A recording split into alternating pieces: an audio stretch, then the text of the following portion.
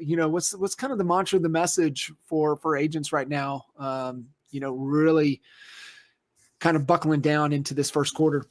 Yeah, I mean, it's been a tough 2 years. The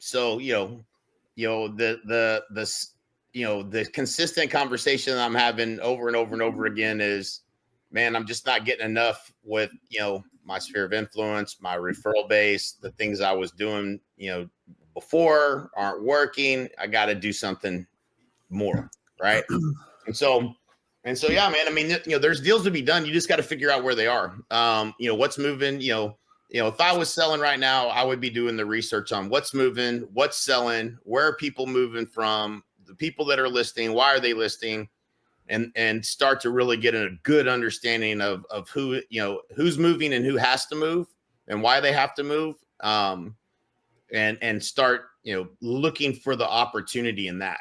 And, in a lot of markets, we found, the new construction funnel has been a home run, because if there's a builder that's sitting on inventory, obviously, inventory is not moving like it has been, and they're willing to, to do a buy down on the rates. You can market those low rates, and that gets people off the fence. The people that are sitting on the fence right now are sitting on the fence because they're on an interest rate of 3%, and they're not likely to move, and certainly, that can be a huge difference in it's a market, it's a market in most markets that exist that you can tap into that, if you haven't been doing, it certainly has been a lot of activity. I can tell you it's working for sure.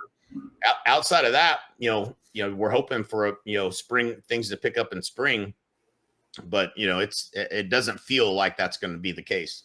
It doesn't feel like there's this big pool of buyers about to hit the market.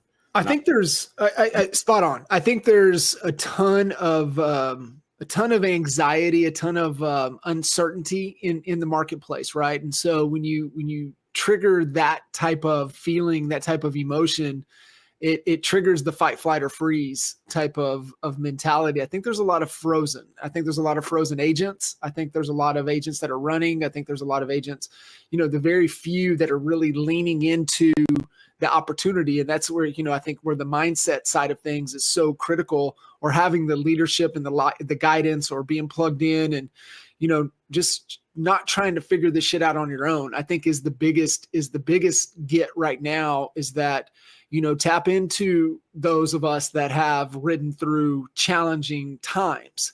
I have defaulted a lot back to 07, 08, 09 timeframe, and there's always an opportunity. And, you and I had a little different path. You went all in on short sales. I mean, you dominated the market, like in mind. Well, I had that choice, bro. Remember how we go out, we go on 10 listing appointments, and eight of them we'd have to refer to the rental department. We'd have to do that, but it was also another way for us. We're like, hey, we're in a cash flow situation. Hey, I can take your listing, but you got to cut me a check for $1,000 before I walk out of here. So but we were, but that was $10,000 in revenue a month. We're taking 10 short sale listings. Yeah. That's what my point. There's always a way. There's always a move. There's always a move. There's always a move. There's always a way. Mine was a little different, and just made me kind of trigger with what you said with new construction, because that was the path, right? It was Willard. Mm-hmm. It was, I lived and died. I woke up, went to bed with Willard, thinking about him. What do I need to do? What does he need? What does he want? And that. There's always a move, right? And I think that's just where agents need to get and understand, is that you have an angle. Sometimes you're so locked in, you got to just kind of step back for a second and be like, okay, well, where is the opportunity? And I promise you, there's opportunities abound.